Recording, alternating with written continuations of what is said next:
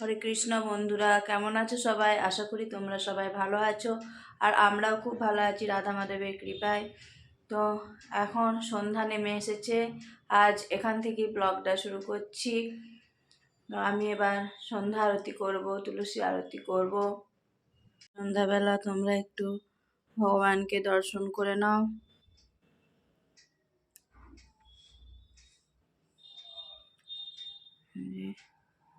আর এখানে আছেন গুরুদেব, গুরু পরম্পরা, শিলা প্রভুপাদ, সর গোস্বামী।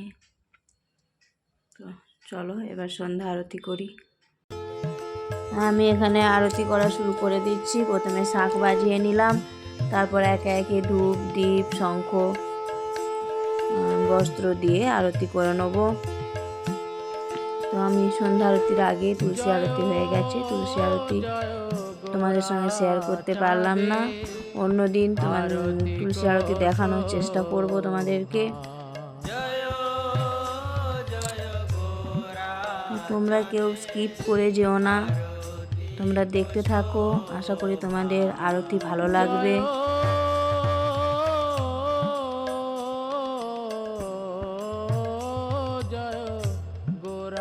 চাঁদে আরতি কোশোভা, জয়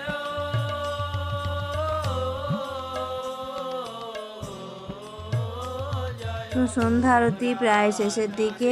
এবার আমি একটু হরিনাম করব। জয় রাধা মাধব কুঞ্জ বিহারী।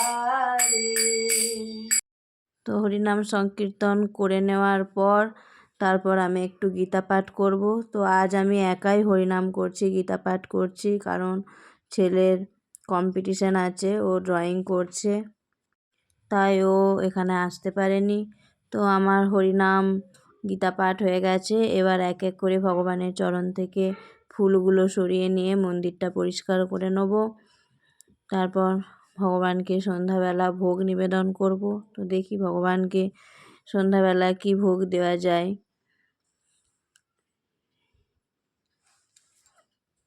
তো আমি এখন রান্নাঘরে চলে এসেছি। এই যে দুধ আর কর্নফ্লেক্স রাত্রেবেলা সন্ধ্যাবেলা ভগবানকে ভোগ দেবো। তো ওইদিকে দুধটা গরম হচ্ছে, আমি দু একটা বাসন ধুয়ে নিলাম। তারপর এই যে কর্নফ্লেক্সের দুধটা দিয়ে তারপর ভগবানকে ভোগ নিবেদন করব।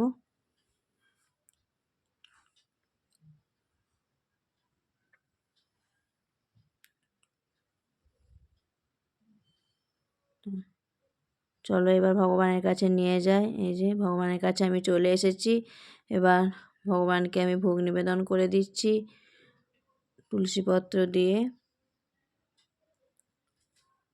তারপর ভগবানের সিংহাসনের পর্দাটা দিয়ে দেবো। তারপর আমি আবার রান্নাঘরে চলে যাব, কিছু বাসন আছে, আরতির বাসনগুলো ধুয়ে নেবো। তো দেখো আমি এক এক করে আরতির বাসনগুলো ধুয়ে নিচ্ছি। তো এভাবেই আমি একা হাতে ভগবানের সমস্ত সেবা করি, নিজেকে গুছিয়ে করে নিতে হয়, কারণ সারাদিন ভগবানের অনেক সেবা থাকে। তো আমি এই যে বাসনগুলো ভগবানকে ভোগ নিবেদন হতে করতে বাসনগুলো ধোয়া হয়ে যাবে। তারপর আবার ভগবানের ভোগটা, প্রসাদটা নিয়ে চলে আসব। ছেলে দুধ কর্নফ্লেক্স সন্ধ্যাবেলা প্রসাদ পেয়ে যাবে। এই যে আমার বাসনগুলো ধোয়া হয়ে গেছে। এবার আমি ভগবানের ঘরে চলে এসেছি। দেখো আমার ভোগ নিবেদন হয়ে গেছে। তো পর্দা সরিয়ে নিলাম। তারপর গুরুদেব পার্ষদগণকে প্রসাদ গ্রহণের জন্য আহ্বান জানালাম। তারপর এই যে আমার হয়ে গেছে, প্রসাদ নিয়ে চলে এসেছি। এবার আমি আবার এখানে রাত্রে ভগবানের ভোগ রান্না চাপিয়ে দিয়েছি।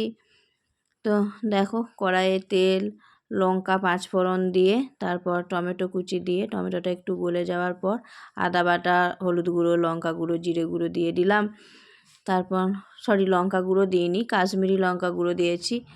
তো এবার মশলাটা ভালোভাবে কষিয়ে নিয়ে তারপর মটরশুঁটিগুলো দিয়ে দেবো।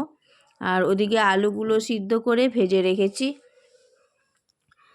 তো তো এই যে দেখো মশলাটা ভালোভাবে তেল ছেড়ে দিয়েছে। এবার আমি মটরশুঁটিগুলো দিয়ে দিলাম, আলুগুলো দিয়ে দিলাম, ভালোভাবে আলু মটরশুঁটি ভালোভাবে কষিয়ে নিলাম। তো নুনটা মনে হচ্ছিলো যেন একটু কম হবে, তাই আর একটু নুন দিলাম। এই যে আমার কষানো হয়ে গেছে, এবার পরিমাণ মতো জল দিয়ে দেবো, তারপর ঢাকা দিয়ে দেবো। আর হালকা আছে একটু ফুটে গেলেই হয়ে যাবে, কারণ আলুগুলো সিদ্ধই আছে। আর এদিকে আবার রুটিটাও করে নেবো। একদিকে আলু মটরশুঁটিটা হচ্ছে, আর এদিকে আমি রুটিগুলো এক এক করে করে নেবো। তারপর ভগবানকে আবার ভোগ নিবেদন করব। তো এখন প্রায় 8টা 15-20 মতো বেজে গেছে। ভগবানকে 8:30 নাগাদ ভোগ নিবেদন করে শয়ন দিয়ে দেবো। তারপর ছেলেকে একটু পড়াশোনা করাবো, তারপর আমরা প্রসাদ পাবো। তো এই যে আমি দুটি আটা নিয়ে নিলাম, তারপর এক এক করে রুটিগুলো বেলে আর তাওয়াতে দিয়ে দিয়ে একটা একটা করে সেঁকে নেবো।